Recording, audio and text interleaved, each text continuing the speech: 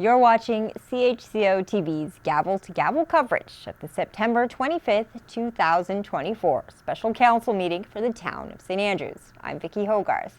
In this meeting, Council will review the first draft of the 2025 budget. So let's join Council at the W.C. O'Neill Arena Complex Council Chambers in St. Andrews.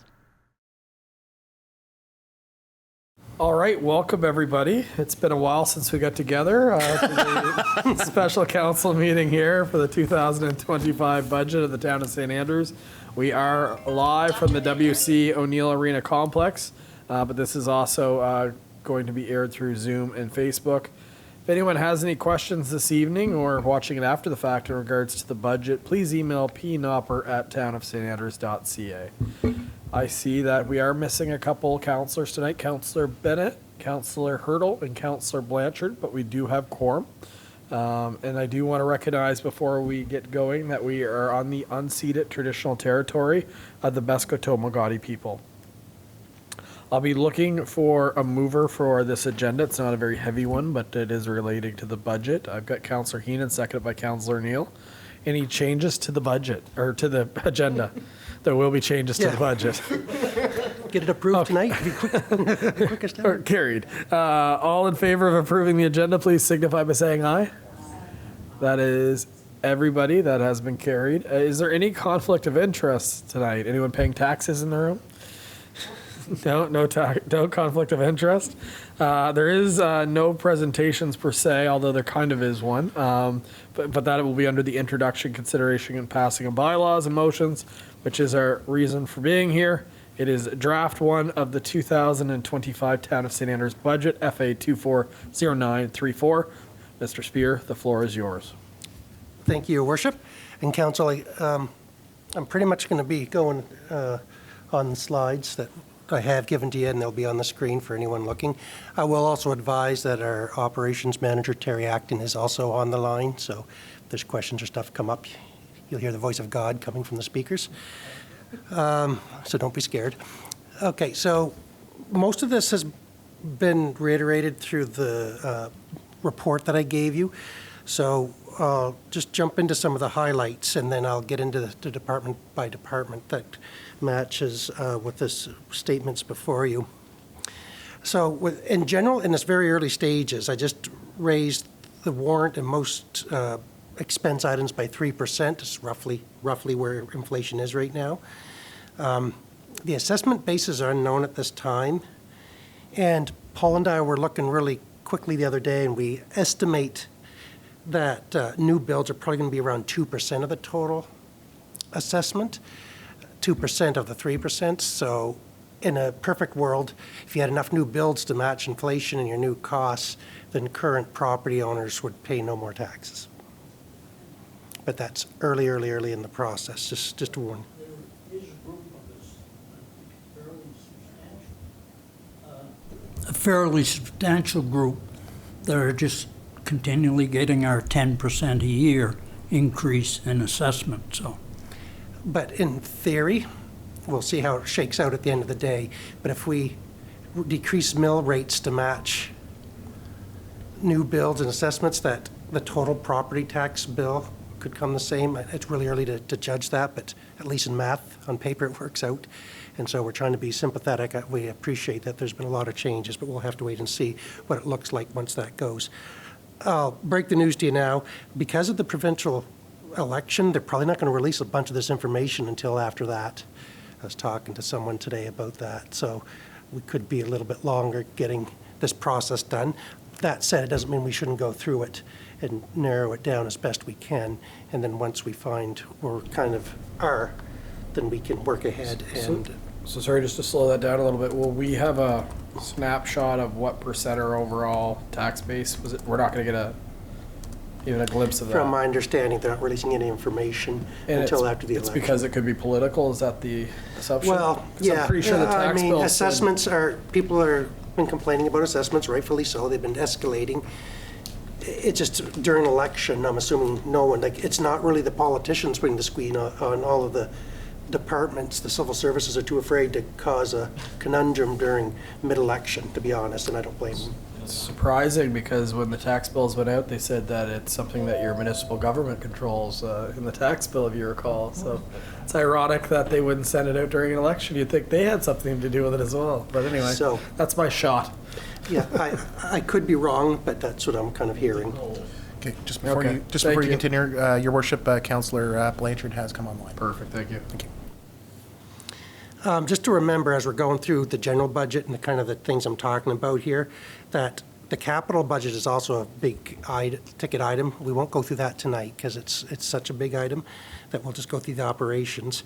We are awaiting the final Regional Service Commission budget, and in an email received from the executive director, CEO, he had presented it, and he's presenting it to the CAOs on Friday.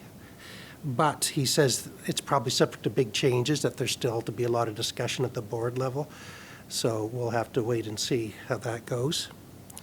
And right now, just as a figure, I put staff increases, that's being a CPI increase at 2.5%, just to put it in there. That's following our normal practices of matching CPI. Now, something I wanted to bring up, just to put it out there, and we won't have this discussion again until the assessment bases come out, but within the framework of property taxes, we're allowed to create our own non-residential tax ratio. So it can be anywhere between 1.4 and 1.7%. And what that means is if I have a $100,000 house, but it's non-resident, whether it's a business, rental, or my secondary home, they assess the property higher. And so it's municipalities can assume anywhere between 1.4 to 1.7 of the rate. And I was looking quickly, and we'll do an analysis by next budget, but over half the municipalities in New Brunswick have done that, but it will create a significant effect for those that fall underneath that category. I just wanted to bring it to your attention because it's a tool available to you, so making you aware of it. We've used 1.5 since the first budget imposed by the province, but just to give you what it could mean, if we had chosen the 1.7, the highest, it would have created an additional $136,000 in assessment.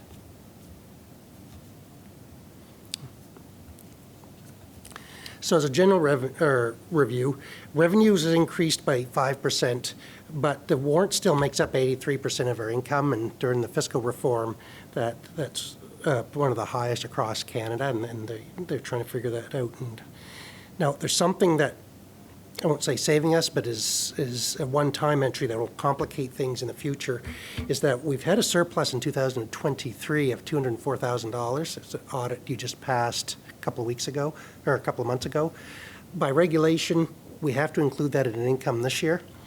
And so there's $204,000 in extra income. That's a one-time surplus. If I had known at the time there was some issues with capital, we were guessing on them, we would have transferred it into reserve funds anyway, but nonetheless, it does have an effect on operations. Expenses increased by 5%. Most are at 3%, but there's some things to go through. And our new assessment base out of the whole town of St. Andrews should be close to $700 million, which is quite surprising for a community of only 3,000 people. Now, the goals of tonight is just to go through the operations. There are some bigger ticket items like I would like to discuss to gauge your support. If I get a big no on some of them, that's fine. We'll just take it off future budget so we can move ahead. If it's we'd like to look at it later, that's fine too. So we'll just leave it there. Ask questions anytime. I'll go through kind of department by department as you're used to seeing on the monthly reports. Again, treat this as an early rough draft. As I was going through this presentation, I noticed there are a handful of errors throughout. I was trying to get on vacation and was going through and everything balanced, but then I realized there's some things duplicated. And there is still a lot of uncertainty around assessments on conditional grants and I mentioned earlier the RSC budget. And then I mentioned about that because of the election, it looks like key information probably won't be released for another month or so. So administrative services, town hall and council. there's an overall increase of 4%. One thing that's there is the visioning exercise for Market Square. And I got a quote on that actually, then give it to you now, I guess, so you can just have a quick look at it. $60,000. We talked in that during, here, we could just pass it, and take one and pass it along. That you'd like to look at something like that. I'm not saying you have to. I'm just saying that that we brought it forward for your discussion. Animal control, it's a 5% increase, but we do need to consolidate the contract, so I'll have to try to get that done before the budget process is completed. Although that said, the provincial budget doesn't run out till the end of the first quarter. Computer maintenance, we increased by $5,000. We're just seeing more costs for that for a whole bunch of reasons. There's more stuff internally that's done, but there's more units being bought, and frankly, our staff has increased, and the number of counselors that we're just finding there's more stuff that we need to bring an external IT consultant in to help us out with emergencies. Government flags and pins, it's a relatively small item, but we did increase it by $700. Most of those provincial flags that you see hanging along during the summertime are in pretty rough repair. And so we'd like to replace most of those this year and get some new ones. And in the past, there's been some community members who have donated to that without even asking them for the money. So we were grateful for that, but that was probably 4 or 5 years ago. So it's time to replace many of them.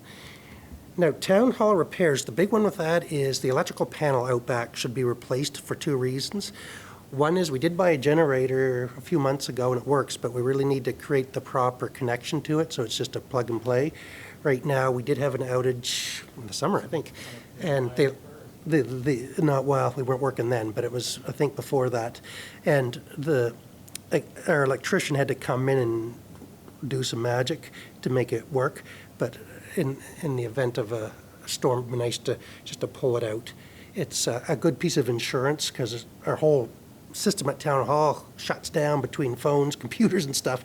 We might as well send everybody home. So it's good to get that going. We could keep up and running, especially if there's an emergency event. Then we're able to keep things moving ahead. We're also looking at putting some more outside lights around and increasing the number of lights, basically related to the crime and stuff that's been happening. Chris, just hold. Sorry, yeah. Objection to more lights. So noted. Janitorial, there's significant costs related to public washrooms.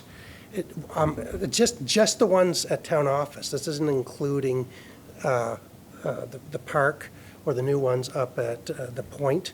It's about $7,000 a year. That's going into the general administration budget, and staff were talking, and we're wondering, because most of those washrooms are just for the tourism purposes, if we should be taking some of that money out of the operating, or the tourism levy, and applying it against those, so that will take more pressure off the, just a minute, Kurt will get to you, take more pressure off of the tax rate. If you include all bathrooms, especially this one up here, you're probably talking $10,000 to $12,000. Yes, Councillor Michelle. Question, how do we do it now? Is it like staff does it, or do we contract out, or? So the washrooms are cleaned by a service, and they actually do all of them. And that's a significant bill, and we'll talk about that later. Including the youth center and the Yeah, all the properties, bathrooms basically here almost and- all the properties, yes.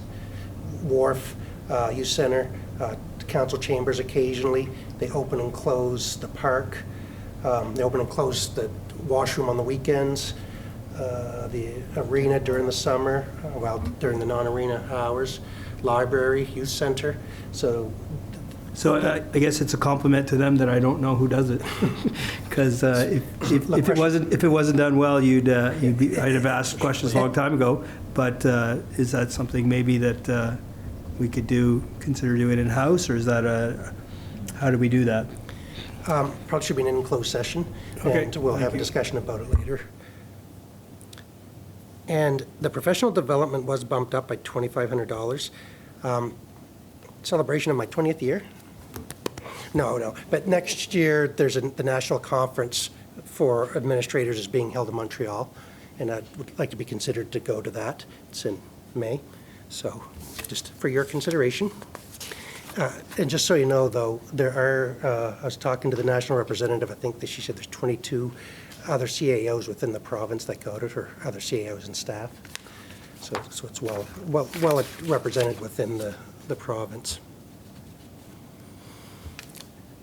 Is there any questions on general administration? No, I think what's probably going to happen as we go through that is when we see it all roll up together, that's when we usually start saying this works, this doesn't work, and that's when we go through the cleaning. Right now, I guess it's for information purposes. That's safe to say, Council, as we see what this all rolls up to. It is, but I guess, again, Your Worship, if there's things that you think, no way in heck, or someone has a strong feeling about it, then let us know. But if it's, well, if we can afford it without increasing taxes, sure, then that's a fair argument. Well, Councillor Gumashell would like to see candlelight, right? Councillor Gumashell?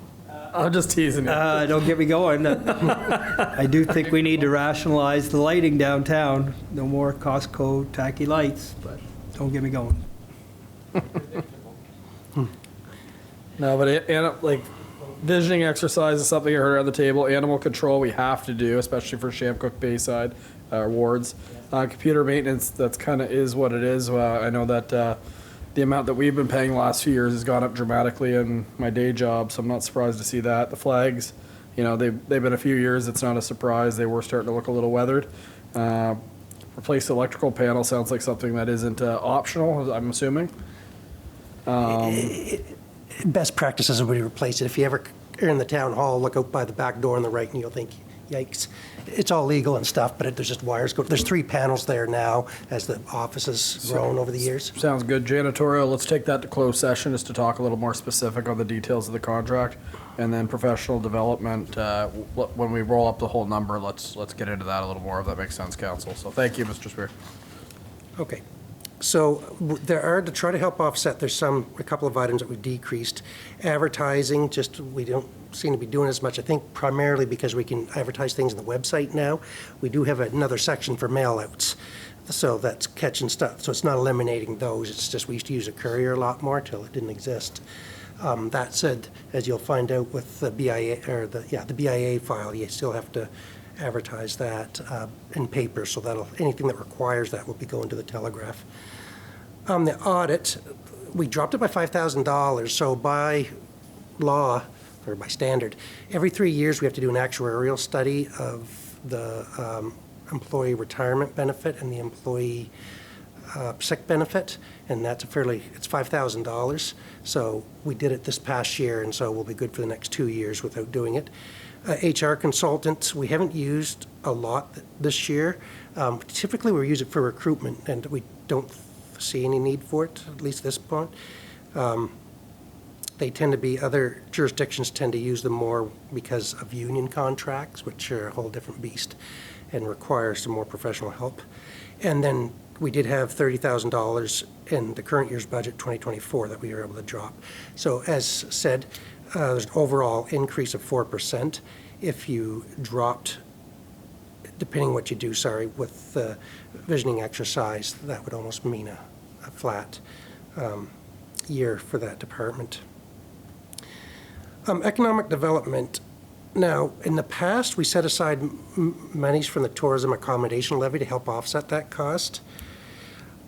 This is my personal opinion, but we've got some capital things that we're going to be looking at that could be picked up. So for now, I've removed that unless council says otherwise. So that development fund, which runs about $115,000 a year, we were using about a third, I think, $30,000, if I remember. Yeah, $34,000 last year that we set aside for economic development. And so I've taken that out for now because of other things. If you worship, I'll just give Councillor Bennett a minute to get to a seat.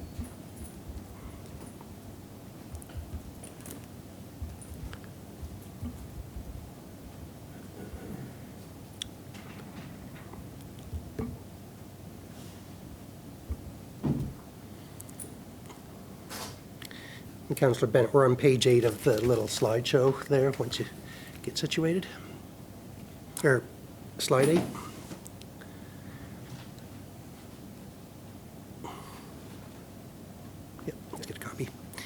So expenses, assistance grants, I currently held them at $15,000. I inadvertently carried over some things that were in last year's that you approved after the fact. So Sunbury Shores, Katie's Cove, and Charlotte County Archives are included in this year's.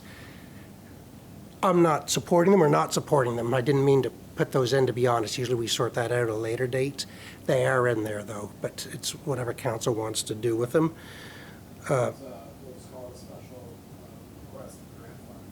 Yeah. But we did find that we added up, I think it was $84,000 worth of special requests that came in out of 8 applicants. They're all coming on October the 1st to present that night. So you'll be able to see each of them, and actually later this week, Paul will send out the council package with all the requests and the applications so you can review them and consider them. So just to be clear, we have 24,000 currently earmarked for over $80,000 worth of requests, right? We're gonna have to have some tough conversations, council. And I've gone to an assumed shared model on economic development. For that model, it was passed in St. Stephen, but they want to have some more discussions on them with smaller committees that include councillors. Eastern Charlotte's still discussing it, so we'll probably, I'll put out a meeting invite in the next couple of days to the mayor and Councillor Weir and myself to meet up with equivalent councillors and the others to discuss next steps.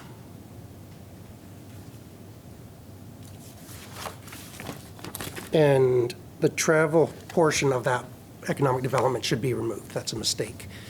That was included in our previous, but the $70,000 share for the new agency includes all costs. For fiscal services, we already talked about that there's that one-time special charge of $204,000 that's being included. Just so you know, that has about a 3-cent impact on the rate. Just so you understand that it's fairly significant. So when it disappears in 2026, it'll put a little more pressure there. There are debt increases happening next year. That's actually just for the ladder truck that's coming in. Council had approved borrowing, I think 3 or 4, early in the mandate of the original 6 councillors. Anyway, it's $910,000. We won't be able to draw it out until May, but then we'll start making payments on it over 15 years, I believe it is. For the Wellness Center, we just maintained 3% inflationary increases there. Just a quick question on the, call it the ladder truck. How does that work with other, like, with like say Bocabec, and then how does it work for Shamcook Bayside? Because the order was placed before reform. So is that just status quo because they're already paying a percentage of that? Like how does, because if we got a new truck, they always paid a percentage anyway. Is that just kind of grandfathered in and it's kind of flushes out? How does that work? There's no hard and steadfast rule, to be honest. Okay. That, you know, it's whatever. Right now, all the prior debt of St. Andrews is still shared as a local cost within the old, you know, the tax rate of the old town. So I guess in my mind, I was originally thinking of applying it across, but what would have happened prior to amalgamation is it's complicated, but the local government would have looked at the cost of a lower quality truck. I think they topped out at $300,000 or $400,000 is all they said it was worth. Figured about how much the debenture was going to be on that, and then use that as the share. And it was always based on the assessment share. So hypothetically, Bayside and Shamcook represent, in round numbers, about 1/3 of the assessment base of St. Andrews. So he would have said, okay, so the value of the truck I'm going to say is $300,000, so I'm going to assume $100,000 and the debt in $100,000. I guess I'm open to discussion at that point. I didn't know, so I'll go ahead in 1 second, Councilor, just to follow up. So I wasn't aware, so they, even the ladder truck, they just find the lowest equivalent value of a truck, and that's what they They kind to of us say for years? Yeah, they say whatever is the best truck that they would have put in a like a LSD fire hall, like rolling dam. Okay.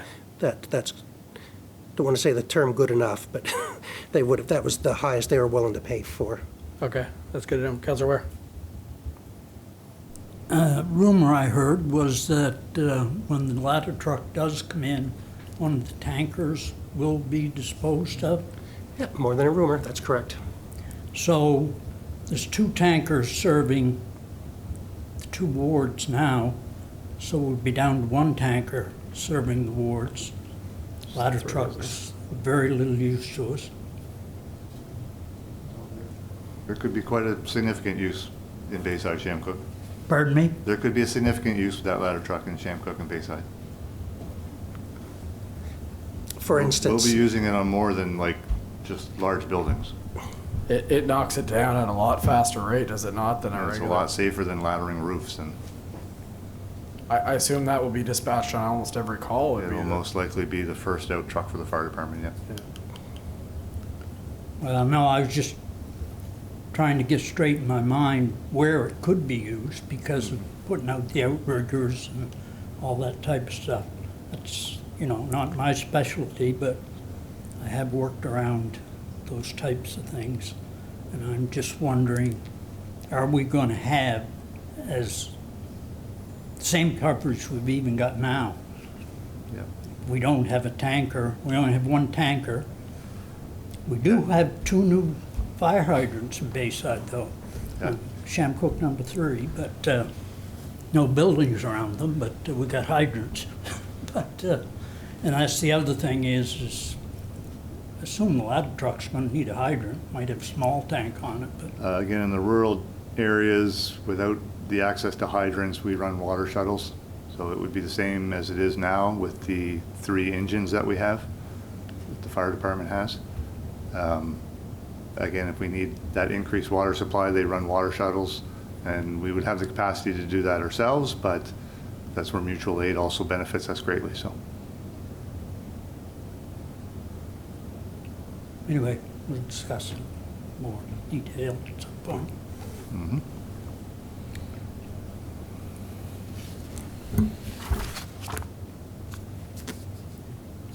Yep, okay, I guess we've for the Wellness Center, sorry. Okay, so the police contract, the 2025 increase of 16% reflects a financial plan from earlier this year.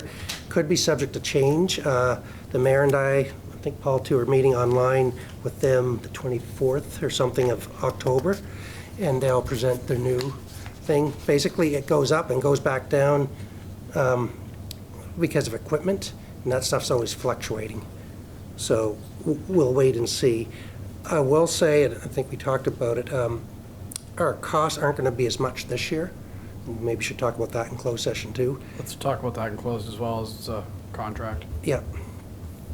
But there'll be savings this year, and suspect it'll be going to next year. So we'll look at that prior to closing out the balance. I've made a couple of changes to the budget compared to past years. Bylaw enforcement and animal control always used to be in our administration section, but they're actually in protective services in the provincial budget. And as they're comparing services across municipalities, it becomes important to have similar reporting standards. So I've just moved it internally for this year. But I did notice I did an error. I picked it up in protective services with the police, then I created its own service for below. So there's a little bit of a savings there, I think $30,000 or so. And that'll be corrected by next budget. And so with that kind of moved out, the budget is basically a 1% increase, primarily from savings from consolidating the two contracts, the PPSA and MPSA. It's significant savings. Fleet repairs under the fire department, there's an $3,500 increase. There's some tires needed. It's for the service truck, which is the first to respond to motor vehicle accidents, which is only replaced occasionally, so we have to bump it up every few years. That or one of the bigger trucks needs them. For repairs and maintenance in the budget, that actually is the building, and there's a $3,000 increase because they want a flammable liquid storage unit. If anyone, I guess I'd know the gist of it. If you want any questions on it, you'd have to ask Councillor Neal, because I'm not exactly sure. Would that be almost like a work safe requirement? I know it's not quite their domain, but like, But is that something collected from an accident, or is it something that they leave there for stuff that's using your services. Oh, okay, maybe. I'm not even sure. I'd have to Yeah, ask I'm the not chief. 100% aware Okay. myself, but I do know, again, Sorry. from my day job, that most flammable liquids, chemicals do require special storage, Yeah. usually under WorkSafe. Work safe. We had it at Kingsbury as well. And that can be anything like just gasoline jugs and paint. Okay, That's probably a non-negotiable, is my assumption. yeah. It's certainly a best practice. So in equipment maintenance, there's a $2,000 increase. We're finding the cost of certification is increasing, so a lot of the equipment, the pump tests have to be done every year, the ladders have to be tested, not just the ladder truck types of ladders, but even the traditional stacking ladders. And then what we're seeing too is there's equipment that was new, some of them 4 years ago, some of them 10 years ago, that is requiring some more upkeep. They're still in good shape, but just due to age and time, they've got to be looked. And maybe prior to the pandemic, we invested in both a compressor for their air tanks and those tanks that are all in a row. What are they called? That would be, Anyway. it's basically storage for the Yeah, air storage, so they can compressor. come, if in a major event, they can come here quickly Can't and roll. load up their breathing apparatus and get back to the fire. We've invested heavily in that over a couple of year period. Now they've all gotten a little older, and so we're going to require a little bit of love. And then the protective clothing, there was an increase. There's still continuing replacement of bunker gear plus helmets. The current year's budget's going to be used up in about a week. So just the cost of that stuff continuously climbs, new standards come up. And we won't talk about it tonight, but we're actually needing now to increase different SCBA gear because they now need a 45-minute limit, I think it is, where the current group only needs 30 minutes. They aren't making you replace them all at once, but we're going to have to, over the next several years, start replacing a couple of units at a time. Firefighting supplies, plan in place for the department to use some of their fundraised amounts. So, as you know, they do the pancake breakfast is primarily their main fundraising. And recently, most of the supplies has been donated, as you know, from the Red Herring. He'll go and help people get all the things. And so it's allowed them to build up a small bank account. And the fire chief was going to talk to them about adding equipment. Most of it was for the new truck, just adding everything, ladders and, I don't know, just a whole bunch of smaller stuff that's part of the response. There might be requests in another month or so, if depending on that conversation, but it seems like it should be okay.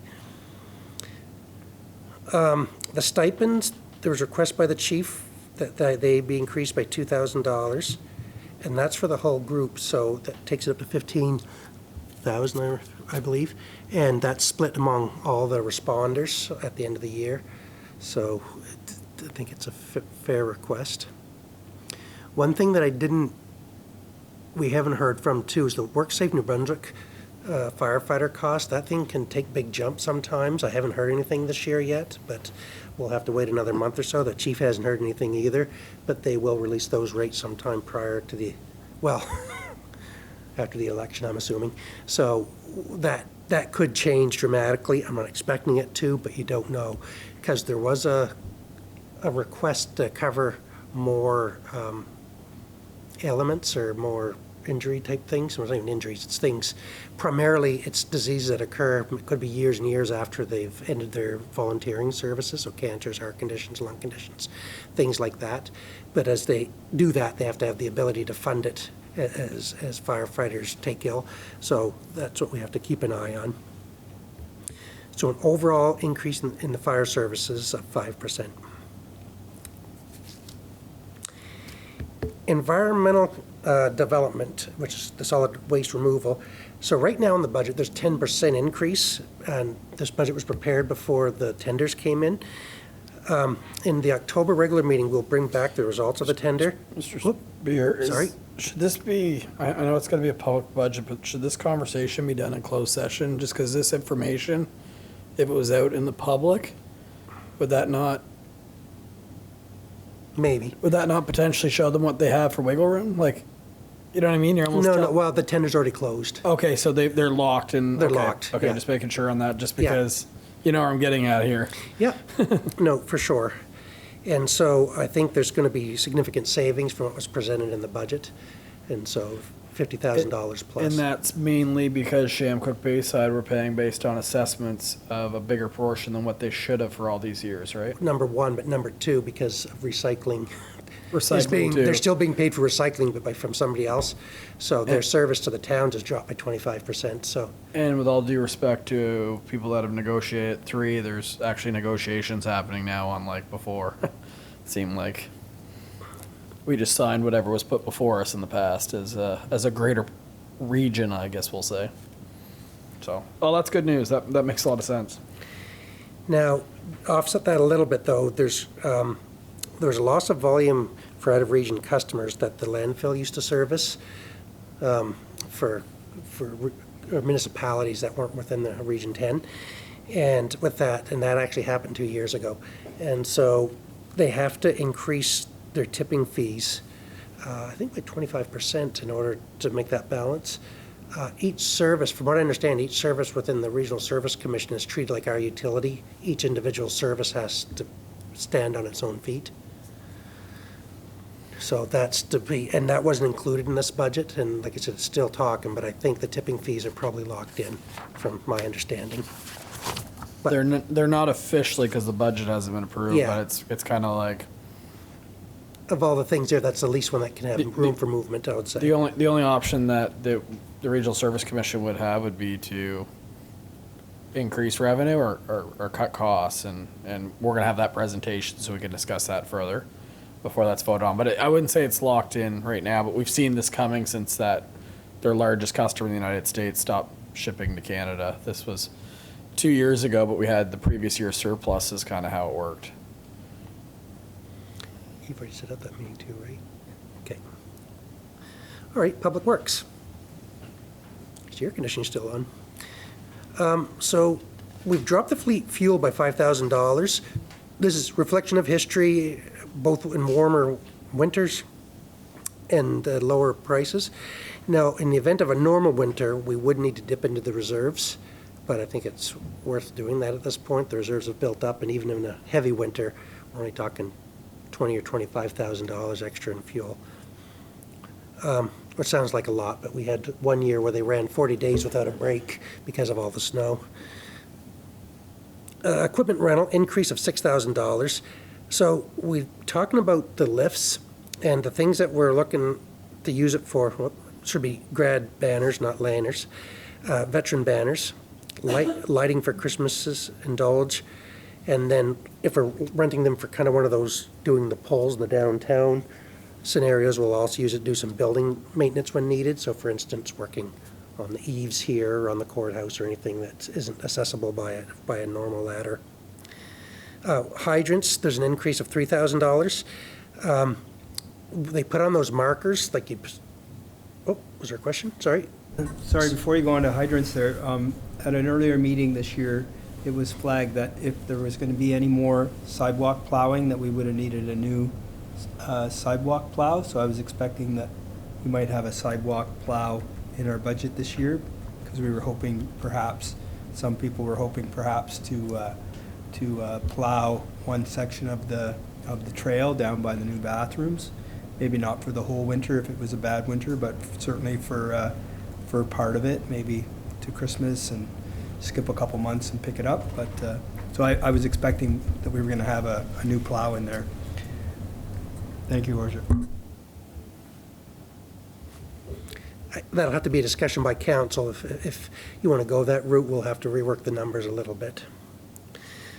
For the hydrants, we put hydrant markers on them. They're basically for the winter time, so both the plow operators, more importantly, the fire department can find them when there's big snow drifts in them. They're just a yellow or an orange stick that sticks up from the valve of them. Culverts and ditches, a $4,500 increase. We need to install a few larger culverts around town, but the prices of those have outpaced inflation, like a lot of, in the cement ones especially. This is what we tend to be using. Now, asphalt, we have held the price, but, so currently a third of our current budget goes to shipping. So once upon a time, one of the companies had a mobile plant, they called it in Oak Bay. We used to be able to drive down there with our trucks, come back and do it, but they shut that down, I think primarily because when the highway was completed, and now we have to send someone to St. John. Our trucks are too small to handle it and aren't heated. And so within the current budget, we aren't going to talk about it tonight, but you've probably seen this tandem dump truck that's included there. This would allow us to send our own driver out to get the stuff and come do the things. If you reject the tandem dump truck for a smaller vehicle and you still want to keep a decent level of asphalt replacement, and this is just talking potholes and cracks and sunken areas, this isn't like major sections, this is what we're doing internally, then we'll have to up that budget to account for all of that. Well, should, I guess don't have to, but, you know, to maintain a level of service on the street that's respectable. And I'm saying another $10,000 would make up for the extra shipping. Yeah? Excuse me, have you and Public Works considered one of the trailers? I don't know if you've seen now, but the province has invested in quite a few of the asphalt trailers, where it's like kind of like a dump trailer, but you know, they're very portable, especially not being a prime mover. You can certainly tow it with one of the existing trucks you already have. It keeps the asphalt warmer longer. That's already built into it. I know they're not cheap, but it's awful nice to have something that's designed to do what you want it to do, especially where it will keep the asphalt warm for extended periods of time, for going around filling in all the potholes. And the nice thing is there's no insurance required for it either, right? So, you know, you buy the trailer and it's easily towed to one of our trucks that we already have. Yep. So we do have something like that, not for asphalt, but if you last year approved the dump trailer that you see around for the leaves that they're using. We need to replace a truck anyway. We can look at that, but the cost of that plus a new truck could be the same as just getting a tandem truck, but I'll have them look at it. I wasn't aware that they had something specifically for asphalt removal, so thank you for that, and we'll have a look to see what it is. For sidewalk repairs, we'd like a $7,500 increase due to deteriorating curbs, and then we have to lower some curbs for new sidewalks. We're talking about putting one out here for the youth center / arena, and then also potentially for in front of Compass Housing. But one of the things, basically to keep them accessible, you can't have that 3 or 4 inch drop. You've got to lower them like you see all over town. We've been practicing for years and years. So, sorry on that. You're talking in front of the arena. What would be the plan there? Stay tuned. Okay. I think it's just across from we've talked Alexander. about that for a couple of Terry, years. can you hear me? Can you turn your mic on? Because we've talked about that one for a couple of years, it feels like we really do need to get something done. That is because the youth center, but also now we have the senior activity, the senior wellness center, visitor information. Like that is, to me, that's the #1 spot that in town that needs something there for sure. Terry, go ahead. Yeah, we have that in the capital, Chris, listed for right across. So it'll be just before Alexandra Crescent. That intersection there will cross over, and the crosswalk will actually end at the council chamber steps, which will keep the pedestrians behind, away from the back of the cars that's in the parking lot. Gotcha. That's great. Thanks, Terry. That has to be done. Like.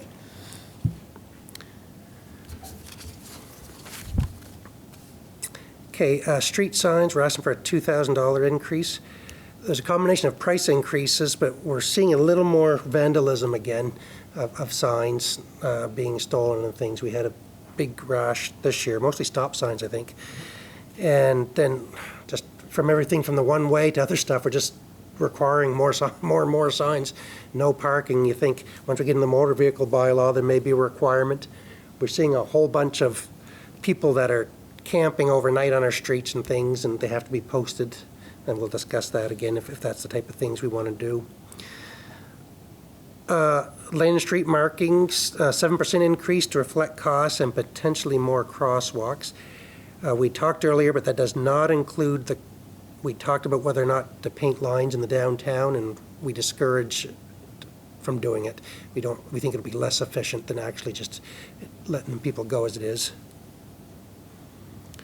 In Christmas decorations, there is a request for a $3,000 increase because we're starting to acquire more commercial type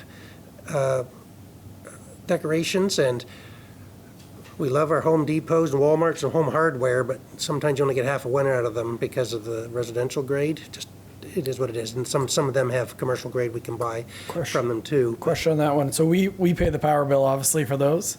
I'm wondering if that $3,000 couldn't be taken out of the tourism accommodation levy, because Christmas by the Sea is growing, and that is product development, really, and part of the brand. It's just,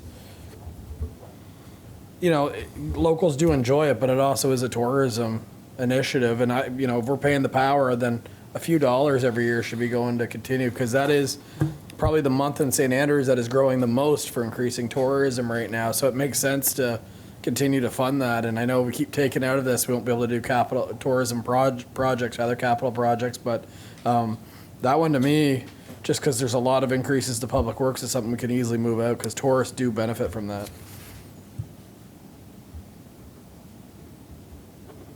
We certainly can. It's council's funding to use the word loosely, play with. Sorry, council, I had a thought I had to make a note on. Wood and chipper removal, we're asking for a $2,000 increase. And so, as you know, we started this program this year. In the end, efficiently, it worked out pretty good. There's 2 people. If we end up with the tandem truck, it'll make it more efficient. But what we've run into is that where we go unload it, the landowner has put in a tipping fee, a reasonable tipping fee, but a tipping fee for leaving the loads, which should be expected, but for years that he didn't. And so that's why the increase, especially bringing it to Public Works yards. Most of the contractors don't even want to touch it anymore because the stuff gets all intertwined. It's just a nightmare to grab with equipment. And so it's easier for us to load it up and go and dump it than it is to have people come in and store it than for anyone to come in and try to remove it. And usually before they were a week to 10 days on cleaning up the Public Works yard. That's a private contractor with 2 dump trucks. So just to slow that one down a little bit, because we didn't do the post-analysis, we think that putting employees' salary and stuff into this program, the way that we did it for this pilot project, was more efficient than allowing them just to dump. That is the conclusion? We'll have to work it out, but from a human resource side, of course not, because from a financial side, yes. Okay. Now, the only thing that we're going to be running into potentially, one way to save money is, even with the LEAF program, this potential, the potential dump site we're going at now could be cut off, or the fees could go up. What we could discuss is the old dump site for the town on the Fry Road is still gated, still wide open. There's still some areas there that are sunken. We could actually probably take a lot of that product out there in the future. We don't have that need to have this conversation today, but just to put it on your radar, the staff have gone out and just eyeballed it from the road, and it hasn't been touched for 40 years. And just what I'm hearing is the financial standpoint looks like the pilot worked, but with the things that have to happen in this town and the amount of employees we have for Public Works, does that make sense though as well? Just as opposed, because we never did do the post-analysis on that one. It's just with all of the responsibilities they do, and they do a wonderful job keeping this town pristine. It's incredible what they do, but like you said about the sidewalks, right? That's more winter, but the capacity of our staff, does it still work out? Like, because it's pretty labor intense. It's labor intense, but at the flip side, between some cost savings or better service, because there's a lot of people that don't have dump trucks half tons and stuff to move these things. So for a lot of people, it was a lot more convenient to bring it roadside. The other thing is you're risking people, because you have to leave the gates at Public Works open all summer long, right? And so you're risking people going in and stealing something, which is becoming a more common event. And then they're always a little nervous having the public drive around the Public Works yard if they're going out in trucks and stuff, that something will be missed. So it's you're comparing 2 or 3 different things from just brief discussions, or we can do a larger debrief, but they still seem to prefer it. And council, just so you're aware as well, some of the other issues we had when Public Works was open was like dumping of white goods, which is a service that the RSC does and comes and picks up. So there were other things that were being dropped off with brush pickup or drop off there that was dealt with in whether it's hazardous material or other. So this has actually eliminated issues within that as well. Sorry, Terry, I guess I know you're there. We can do a larger debrief, but did you have anything to add from Paul and I?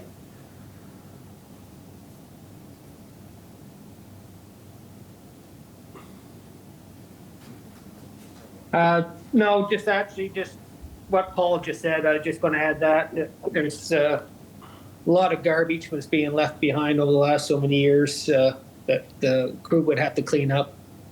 So by having the public not able to go in there to dump off brush and everything else they had in their truck is working out pretty good so far. No further questions. Councilor Ireland. Just as a larger debrief that we would do around this, I would like some discussion around the wards, Bayside and Shamcook. I don't know if town has heard of people frustrated that they have no ability to access. I know that lots of us have large lands and we might burn or dump as on our own land, but not everybody does, or not everybody has the capacity to.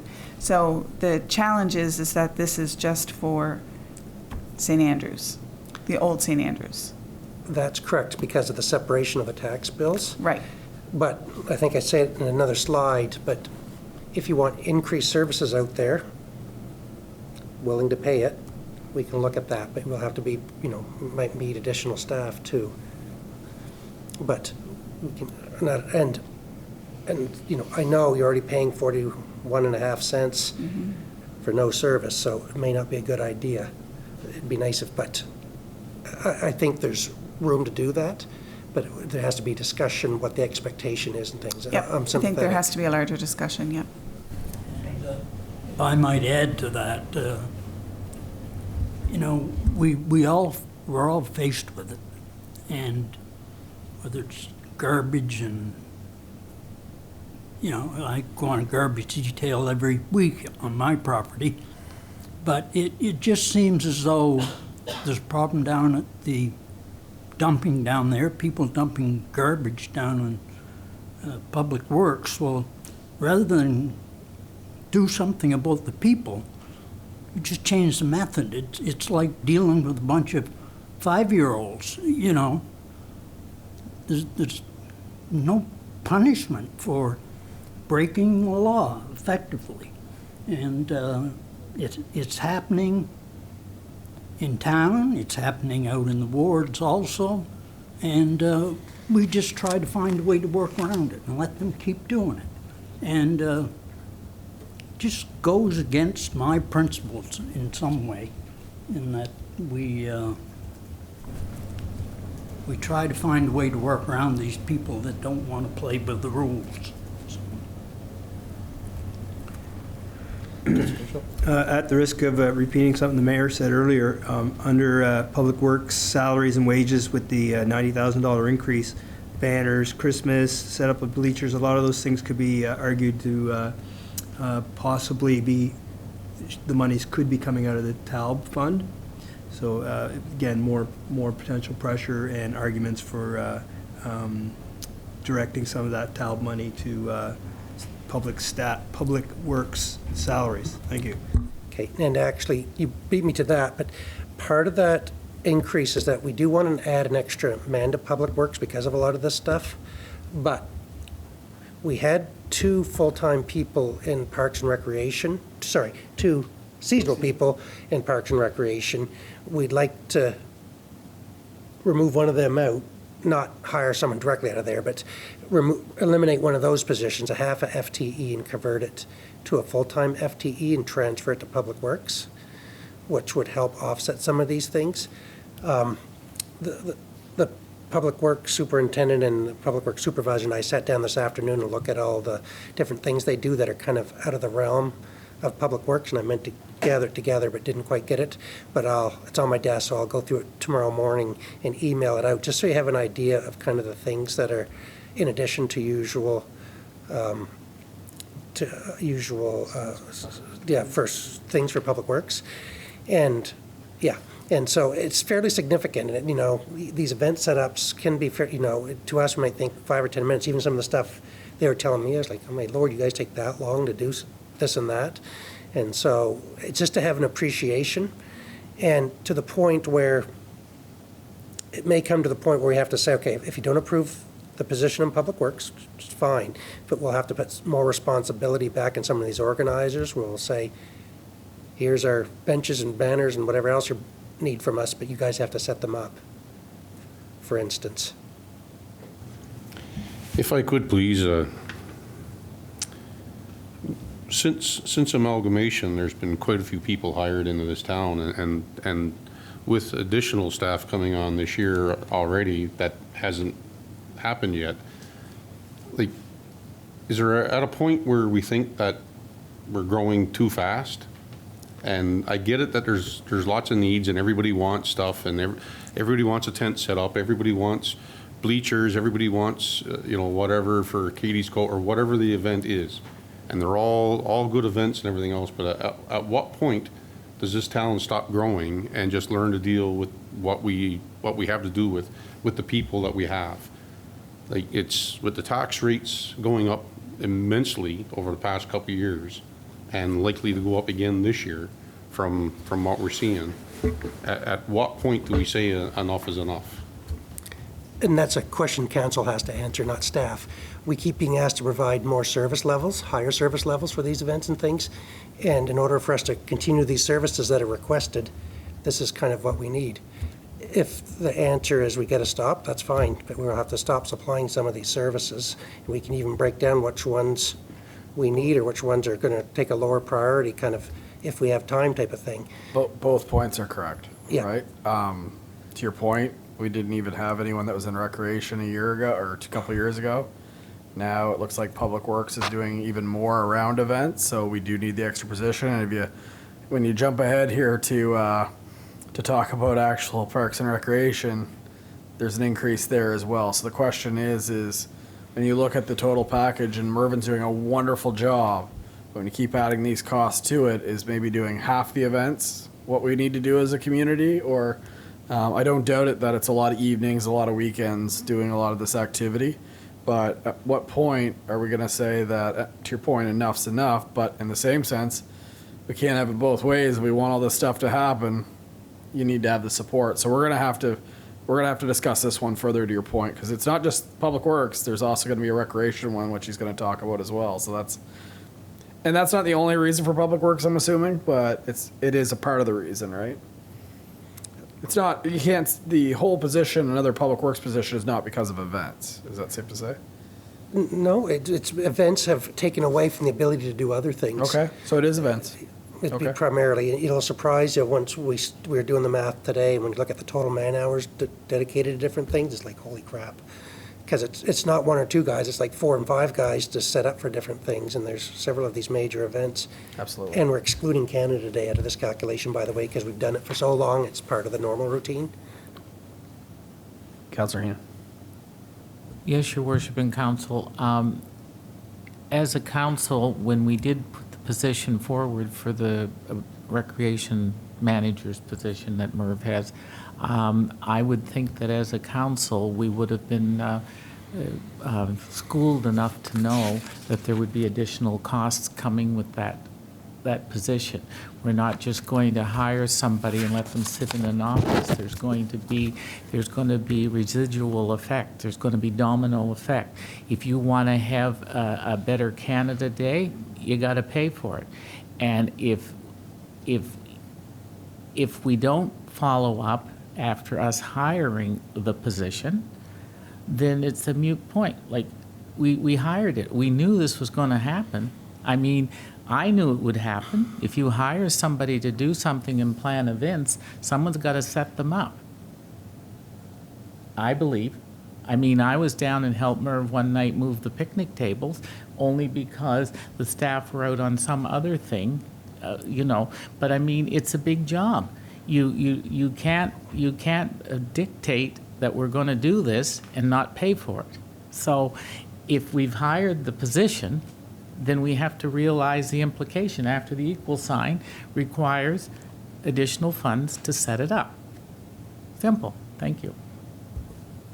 Also noteworthy that out of that increase, 5,000 is actually just allocation from the arena, right? So, which we'll see on when we get ahead here as a reduction as well. But yeah, we're gonna have Councillor Bennett's point though. We're really gonna have to.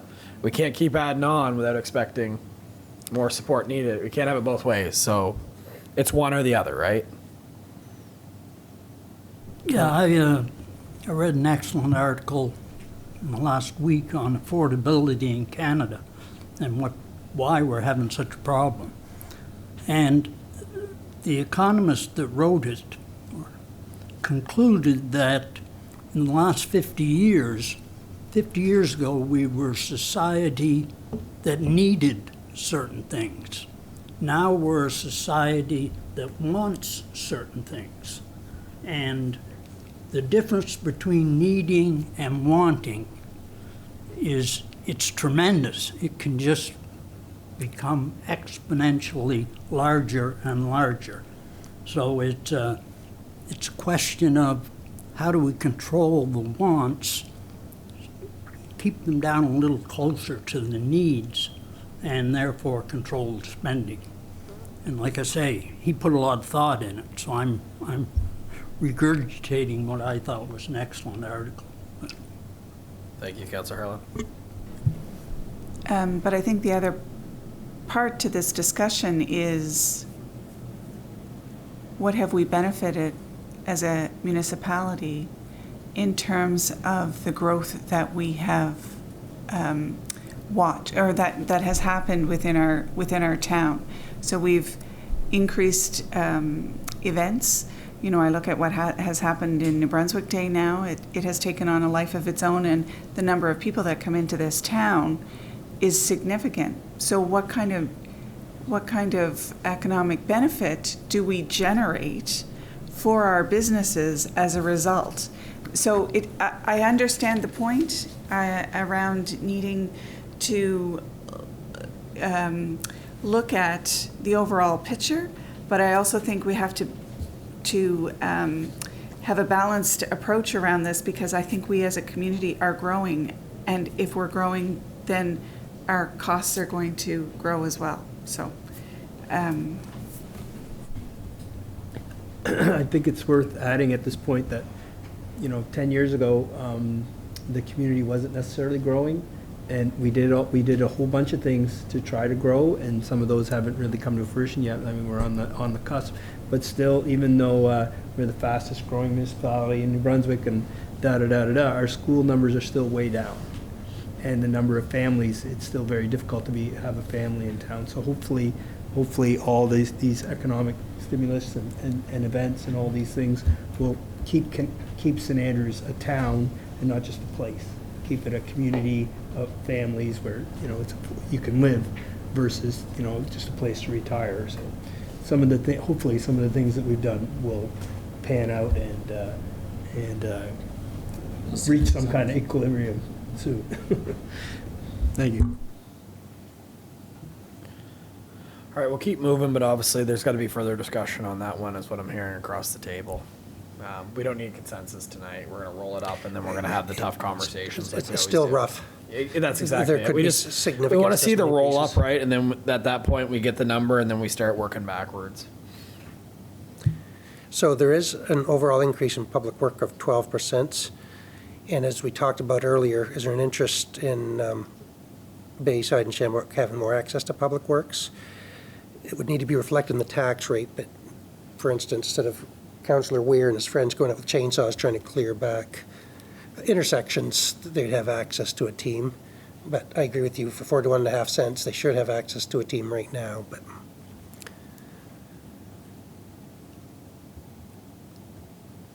Culture and Heritage Services, I'm not going to go through those one by one. We're pretty much held at a 3% increase across the board for them. One thing of note is the courthouse grant from the province is going to run out next year. So that's going to be a loss of $30,000 in revenue moving forward. And there's more needs we're finding every time we look at the courthouse. We try not to look at it too often or visit it very often, because every time you see something, you think, uh-oh. But we did bump it up by a few dollars, I think 500 if I'm remembering, to make needs. The property taxes are lower if you look on your comparisons. It's just we overestimated 2 years ago, and I'm bringing it down to reflect what it is this year.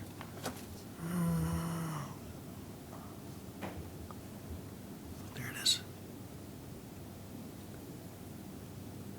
Oh, what was I saying went down?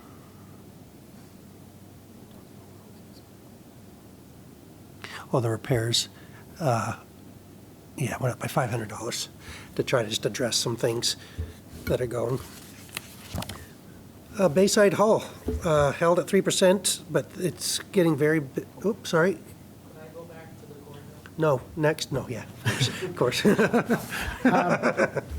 I got to tell you, I met Terry over there one day, and we were overlooking at the siding. And at some point, we'd suggested that Public Works could go with a little dab of paint and fix it up. Well, not really when you can put a pin through the siding. Like, I mean, it's in rough shape. Like, I mean, it's amazing. Anybody wants to go have a look, I can show you. And Terry is still online, I assume? Yeah. So Terry can attest to the fact that we had a quick look, and it's not good. Like, I mean, it needs more than a can of paint, is all I can say. Because, I mean, the pillars are coming apart, the walls, like, everything. It's bad. Anyway, I just wanted to give you that report because I went to the courthouse and had a look with Terry. Thank you. Yeah, so just the path on the courthouse is Civic Trust is going to be meeting with us very shortly. What's it? Well, actually, we had a date, but the first question we'd have, would you rather meet with them in person or is virtually okay? In person might be better, I think. Okay, and I think we're October 17th. We're tentatively, we'll have to talk to them, is when we just get a whole bunch of meetings between then and now, plus the UMNBs next week. And then council after that presentation, then I really think as much as it's hard to make a decision, we have to make a decision. Like this status quo can't keep going on forever. And there's a few things that are, options that are in my mind, but in respect for Civic Trust, they are one of the options. So we need to hear what they have to say, and then we dive into that further and talk about one of the variables is Councillor Heenan going to be is what is the real state of this courthouse, right? So as we knew from the lead paint, it wasn't as pristine as we were led to believe when we acquired it. So we will have that conversation, council. I don't see a way in which this coming year that you don't make that decision. It has to be made. And I know it's not easy, and I know no matter which one you pick, there's going to be a percentage of the population that tell you got it wrong, but we have to make that decision. That's fundamentally why we're in these seats. Thank you. Your Worship, can we take a 2-minute break so I can get a glass of water? No. Okay. Payback. Why don't we just do a motion to recess for just 2 minutes in case anyone wants to go to the washroom? Councillor Heenan, seconded by Deputy Mayor Akaji. All in favor of just a 2-minute recess? Any opposed? Seeing none, we're in recess.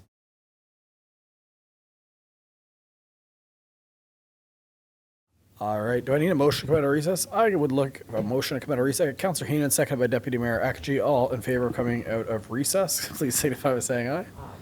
Any opposed? We are out of recess. Please continue, Mr. Spear. Thank you.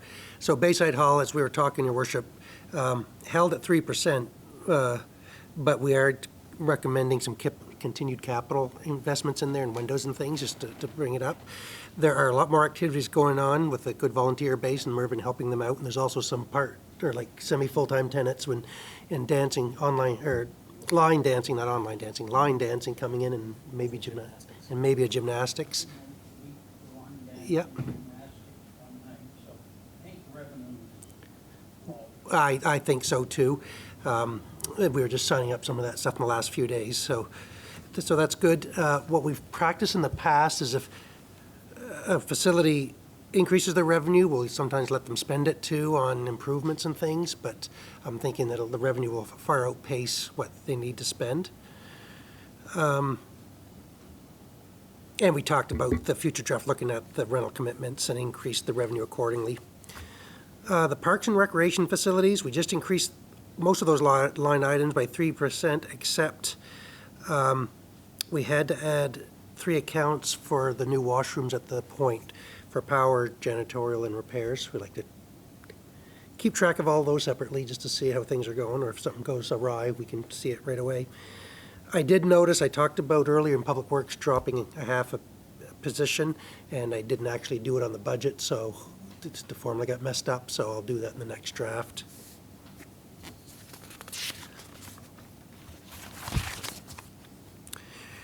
Recreation events and programming. So after year one of the summer camps, staff believe the weekly fee can be increased as well as the number of entrants. So the summer camp revenue is actually up 67%, and it still remains very competitive. And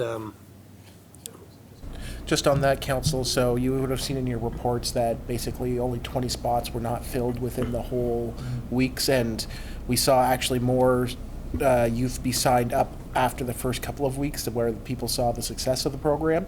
And so we anticipate that that'll actually continue going forward, and actually we're anticipating hopefully full camps all next year for every week. Canada Day, an increase of $5,000 if so desired. We actually haven't given the fire department an increase for the fireworks displays for years, and we went from the largest display in Charlotte County to the second largest, I guess, because of St. George, but from what I hear they spend, I don't think we're ever going to play catch up. Recreation software, so that's ActiveNet. It's been a great investment.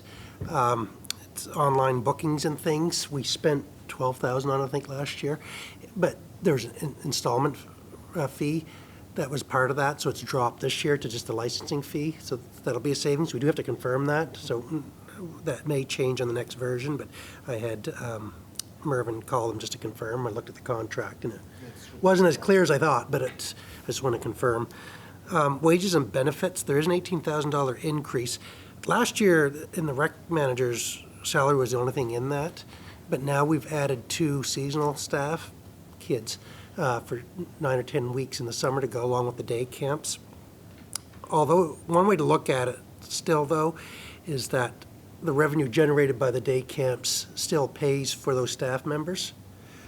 So it really one offsets the other, as long as they're continuing their enrollment and the extra costs and stuff.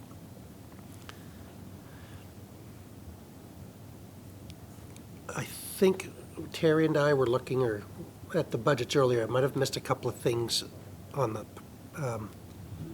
we had increased expenses. I think it was for Centennial Park, the washrooms need to be repaired, a little more higher expenses there, and the tennis courts, we have to increase the cost there a little bit, but we're only talking $2,000 or $3,000 in total. The W.C. O'Neill Arena, so the speed skaters, a few months ago, because of volunteerism and funding, the return of the club is uncertain, so I dropped all the revenue out, but in discussions with Mervyn this afternoon, he actually thinks they are going to come for some of the day.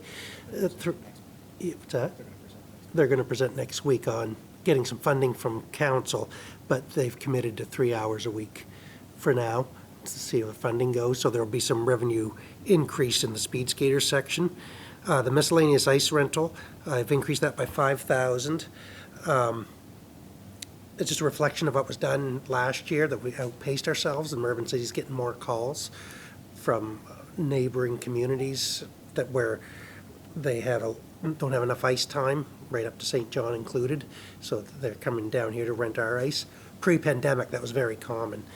Our almost number one line item for revenue was miscellaneous ice rentals for people outside of our town. The dormitory rental is a reflection of the new lease signed. Part of it was for the mattresses we purchased, but that's there. And so there's an anticipated 3% increase in revenue. Question. Oh, sorry. Is there more? Yeah, let's continue. Sorry. Yeah. You want to just do it at the end? Sure. It's revenue though. Okay, go ahead. Okay, I'll look at Councillor Neal for some insight from you, but what I was wondering is, if you look at the Garcelon Center right now, they're almost completely fully booked. And the reason is because everybody's back on the ice, and we don't have ice in. Now, I know every day that we have the arena running its plants, it's not a profitable venture per se, because we're just paying our costs. But what I was wondering is, and I know Indulge uses the curling club, but I don't know if that's a big enough reason not to do this analysis. Would it not make more sense, and Councillor Neal, please weigh in, to put the ice in earlier and take it out earlier? Because at the end of the season, a lot of teams are eliminated for the year and they're not using their ice. They've been knocked out of minor hockey. The men's leagues kind of start shutting it down. Would we not have more rentals earlier in the season waiting for the ice to go in than we would later in the season? Because it sure seems that way to me when I look at the bookings at the end of the year. I would probably agree with you.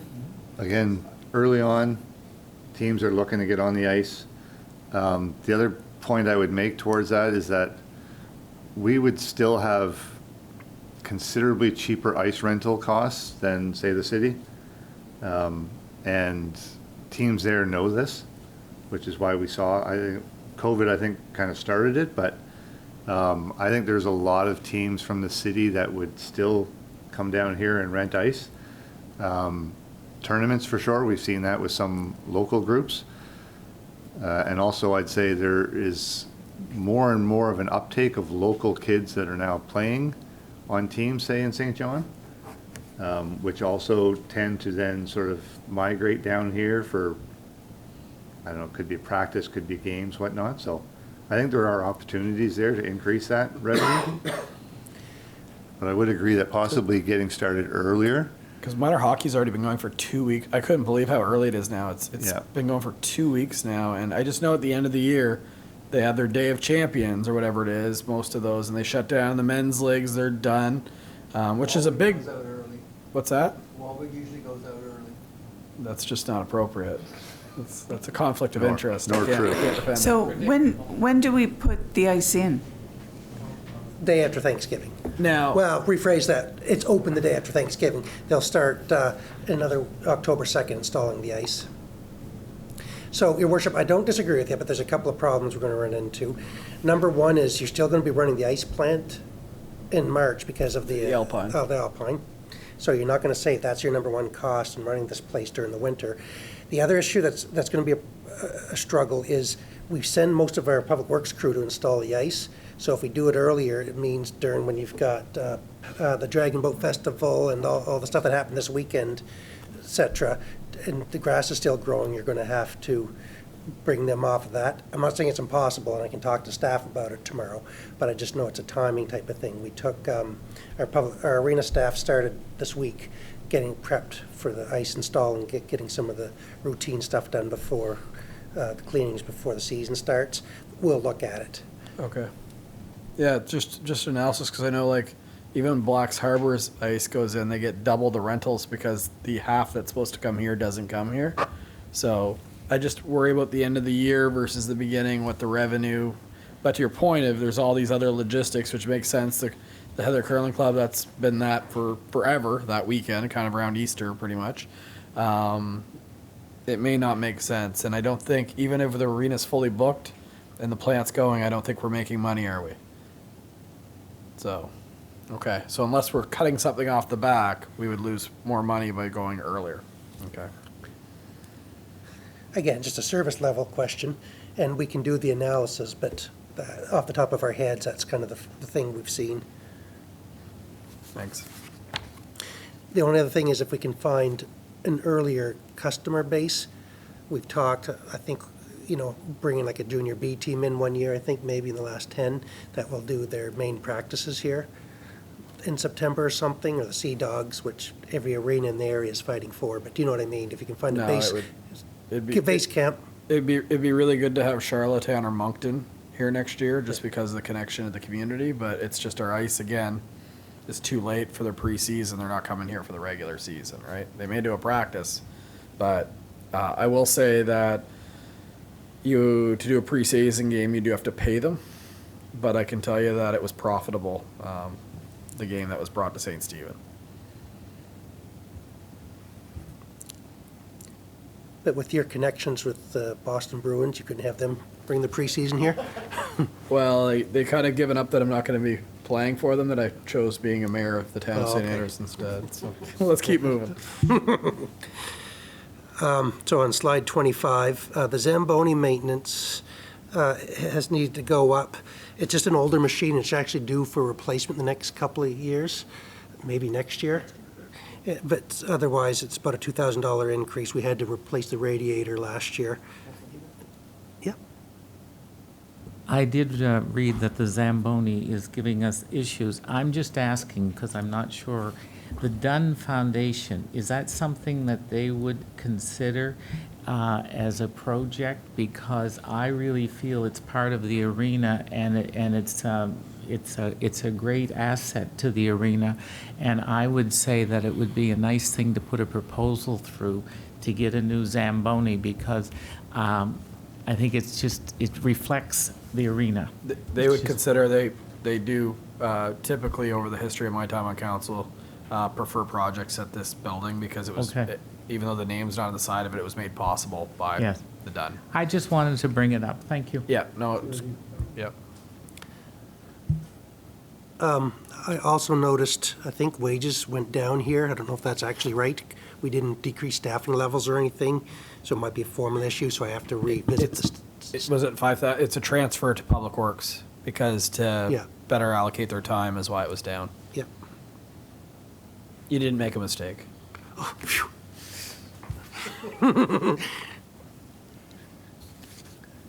Well, I didn't want the town to fall apart if they thought I made a mistake. Revenue, Wharf, showing an overall decrease of 9% to reflect the last couple of years. That can go up. The berthage fees have gone down. I think it's a combination of, there was really bad weather in July. We've lost some customers in the agriculture or aquaculture business. And then touring boats seems to be down, although we had a big regatta that was supposed to be here. It had to pull back in August, I think, late August. Some of them came, that's right. And so that's part of it. And so the commercial revenue is down about 8%. I will note that it's one of the few departments that, excluding the debt that costs to maintain it, that does actually shows a surplus. If you add in debt payments into that, no. But, and then right now for the wharf, the expenses are just 3% inflationary increases. I assume that the council, after the wharf refurbishment is done, is gonna have to do a deeper analysis on the debt and what the revenue is. That'll be a special project on a year where council will really have to dive into that one. Councillor Heenan. Your worship, we should still be able to be in council to do that, right? Where we were under that guidance? Should be our fifth and final year. Yeah, yes. because it would be beneficial for this council to do it, as we were the ones that got the wharf done, and I'd hate to pass that on to some other council. Thank you, your worship.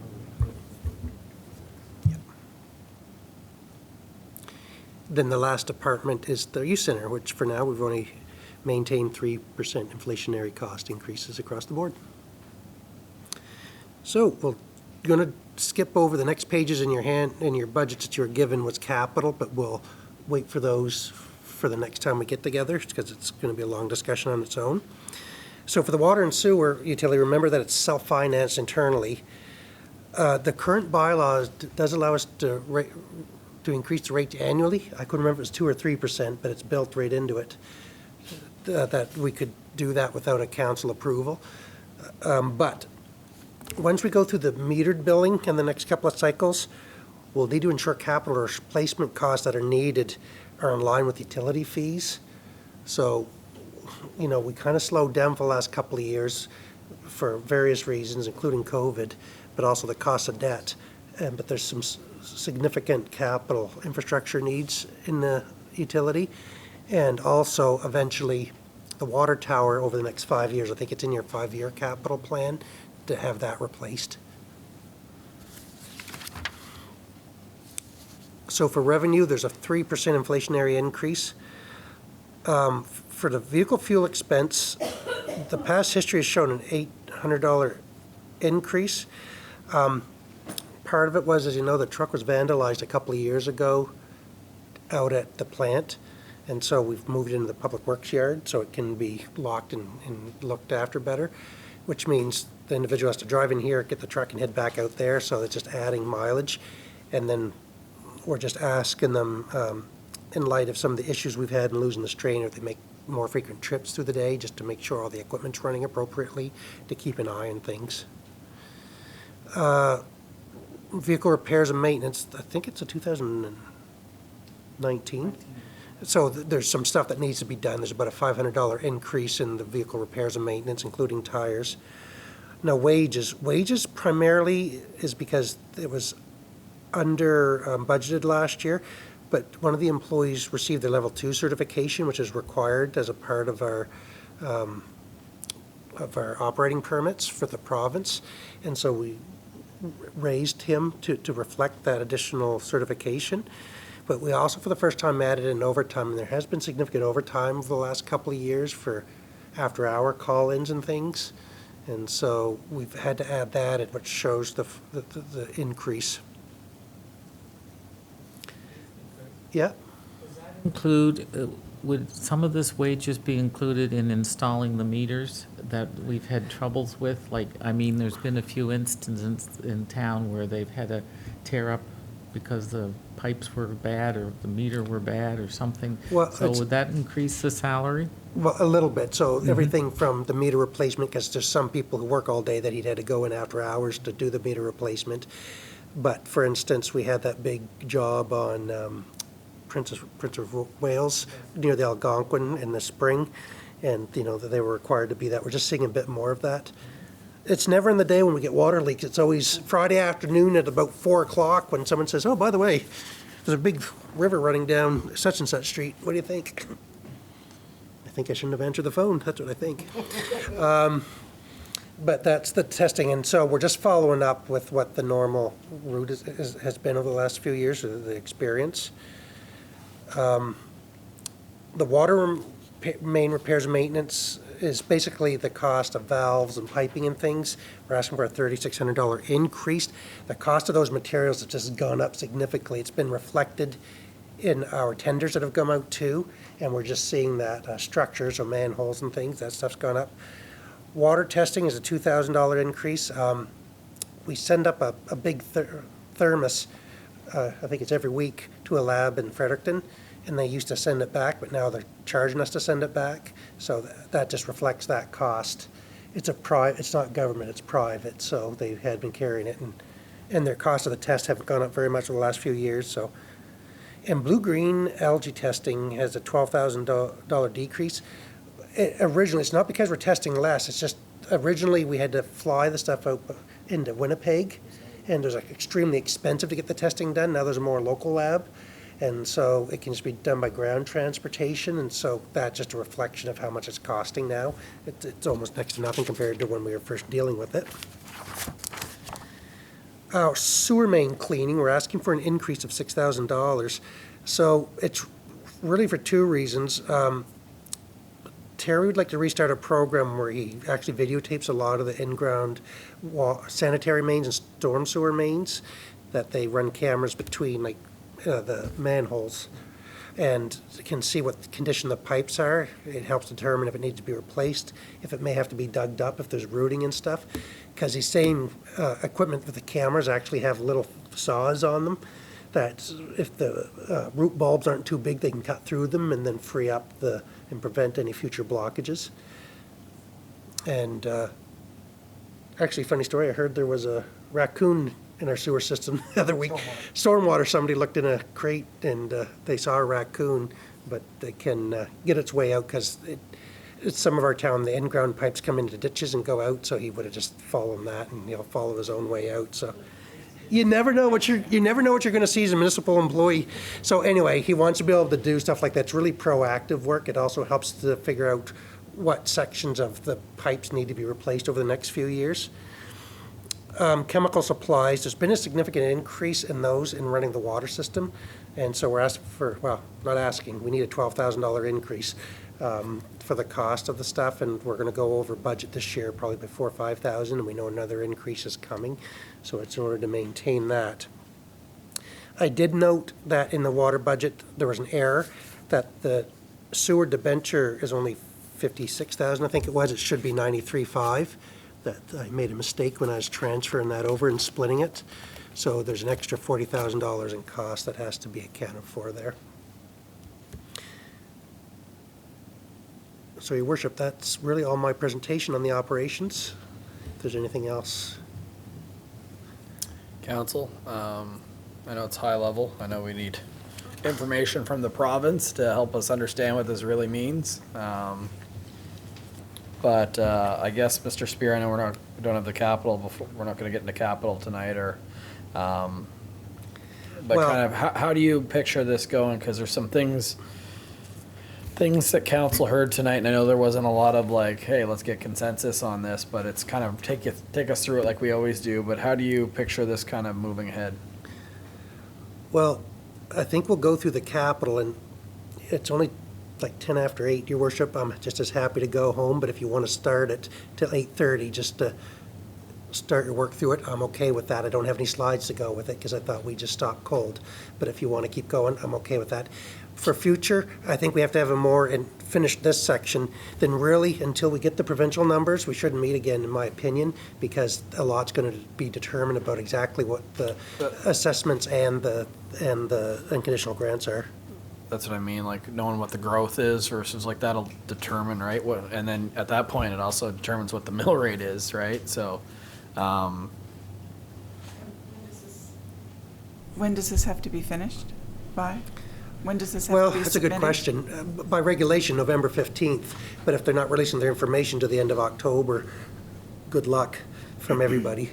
That's when they say, but they don't chase us. Really, theoretically, by New Year's, if we get it in December. we don't want to do this over the holidays, though. But again, control, we Whatever, can that's control. true. It's hard without having the full information to really know, but there is probably some things here, if we went through it again, that we could get some consensus, but let's digest it for tonight. Council, I wouldn't mind going another 30 minutes, simply the fact that we could avoid that Saturday or whatever it was at all costs. I'd love to do that. But over to you. I have a tendency of sitting too long sometimes and overanalyzing things. So council, what's your consensus? Would you like to get into capital? Just show of hands. That's not a lot. How many would like to adjourn? I'm seeing enough that want to adjourn, actually. So we will adjourn. I'll give you time to do some nice, pretty slides for us. Yeah, thanks, council, for being here. In fairness, there was already a meeting this week. So, Councilor Ware. Yes, I'd just like to thank Mr. Spear for his method of presenting it this year. And I realize there's a lot of guesstimates and estimates and numbers pulled out of the air, but at least it's in a format that I could very easily get down through it, pick out the questions I had, and as I get happy with numbers, I'll tick them off, and then they're out of my mind. And, I think there's a lot of effort gone into this. I agree. Different people have different budget experience as part of their professional careers, and this was one that everyone could understand and highlighted the significant changes versus a year ago, right? So, yeah, a lot of them have to be discussed a little bit further. Some of them don't. Some of them are no option.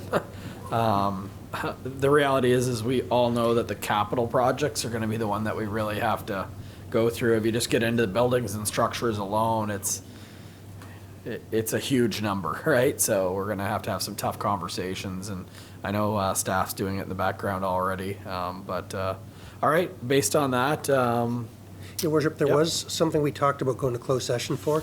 It's not urgent, to be honest. If you want to postpone it, it's perfectly fine, just to throw it out there. I think just to wrap up the ones that we've covered, to say that we've gone through it, we should, just to wrap up this section. I hate to say it, but it's related to this. Let's go to close. We'll try to make it quick as possible. So before we do that, Your Worship, the Deputy Mayor.